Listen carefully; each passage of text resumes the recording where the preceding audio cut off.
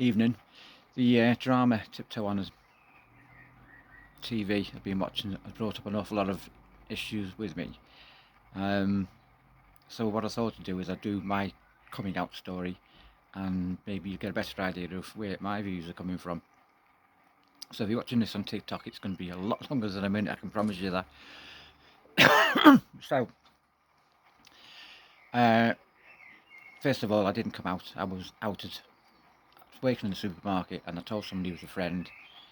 And I can remember the exact moment when I actually admitted it. We were stood by the fridge, filling it with yogurt details. And you know that scene in Greece where Rizzo says she might be pregnant when she's in the ladies, and by the time she got back to the car, it's like, and everybody knew. But at the end of the day, everybody in that store knew about me. And I got all the looks and all the stuff, and it was just weird. And it was like, right, Mark, what are you going to do? Go back into hiding or just face it up? And I thought, sod this. It's out there now, I'm going to be me. And that was it. And she actually did me a favour because that became like, authentic me. I know it's a cliche, but that was it. And of course, the aftermath of it was a guy had asked me to be his best man at his wedding, and then he changed his mind, came up with the excuse, he meant to ask somebody else, but he wasn't sure he was going to do it, so would I mind stepping aside? And I had to pretend I was fine with it, which I wasn't.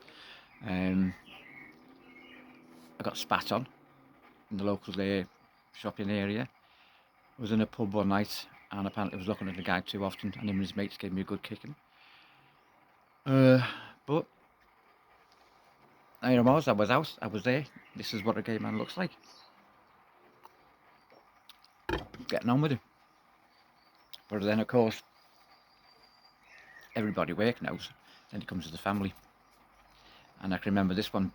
I was out in the pub, a lot of pubbing again, on my own. And there was a group of guys next to me, and they were making really awful gay jokes. And it was just get me. And I thought, I've got to tell somebody. I've got a grown up, somebody who's not a friend. So I got in touch with my mum's best friend, who was a teacher at school. And I went down to hers, sat down at the table, and it just came out. Everything, it was just tears and whatever. And this is where memory gets good, because it refuses to let me remember any more of that. I think my mum came down and we went home in a taxi, and she just told me to go to bed, and we sorted her all out the following day. It's all a blur. But the thing is, as it turned out, they always knew. Even my Auntie Margie said to me, you always knew there's something special about you, Mark. Just keep on being you. And that's what I've done. And I've never hidden it. I've never been on a march, never done any of that. I've just been there. So all this screaming and shouting and whatever, it's got me. But I've been there right through the AIDS crisis and all that. I was mates with the first guy to die of it in Brighton. Been through all the names and everything like that. But I get on with it. And now I seen watching that TikTok just night, and there's a scene where David Morrissey's sitting in the back gay bar, dressed the way I dress, and I can see the rage growing in him as he's watching all this stuff going on. And I get it. Because when I was going clubbing it, we were all going for the masculine look. T-shirts, jeans, boots, short hair. I go there now, and it's just totally over the top. And it's just, I just can't get it. I'm a gay man, I like men. And I don't get why this has to be all this over the topness. Drag queens, yes, it's entertainment, it's funny.